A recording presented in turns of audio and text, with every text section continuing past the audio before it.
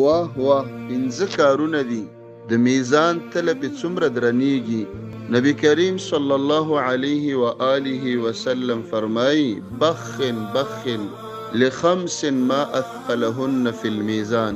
واه واه پنځه کارونه دي او د میزان تله ډیره زیاته درنۍ.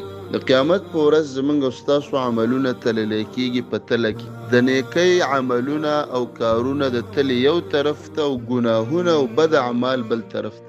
فاما من ثقلت موازینه فهو فی عیشة راضیه. که د نیکیو تله دې درنه شوله نو ژوند دې د خوشحالۍ او د جنت شه.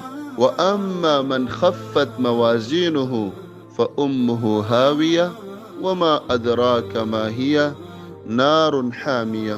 که د نیکیو تله دې سپکه شو او ګناهونه دې زیات شو نو ستا ځای هاویه او جهنم دې الله دې موږ او تاسو ته بچ کړي. ونضع الموازین القسط لیوم القیامه.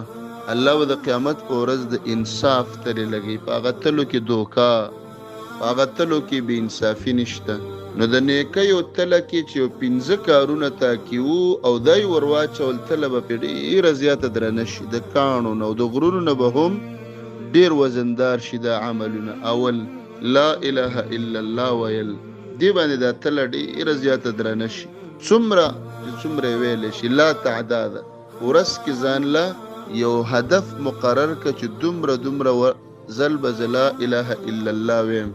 دویم وسبحان الله دا کلمه ډېره زیاته وایه څومره لا تعداده. دریم والحمد لله ویل څومره چې څومره ویلی شي. څلورم والله اکبر د الله اکبر ذکر چې څومره ویلی شي. بیا دا درې ذکرونه سبحان الله الحمدلله الله اکبر هر مانځه پسې 33 مرتبه سبحان الله، 33 کرت الحمدلله او 34 مرتبه 34 کرت الله اکبر هم راغلی دی. د هغې نه علاوه د ورځې دا درې کلمې سبحان الله الحمدلله الله اکبر او لا اله الا الله دا 4 کلمې بې حسابه وایه. یا د ځان دپاره یو حساب مقرر که چې دومره به ویم. پنځم چې د میزان تله پې ډېره درنیږي والولد الصالح. نیک بچی یتوفى للمرء المسلم فيحتسبه.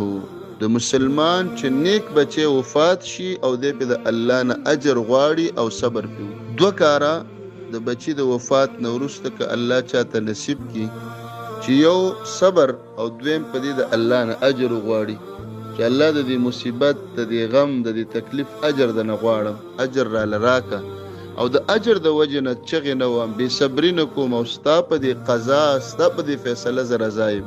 نو دا پنځه کارونه د میزان تله ډېره زیاته درنۍ چې زمونږ او ستاسو ژبې په ذکر باندې لمدې وي او دا 4 ذکرونه لا اله الا الله سبحان الله الحمدلله الله اکبر دا د میزان تله ډېره زیاته درنۍ.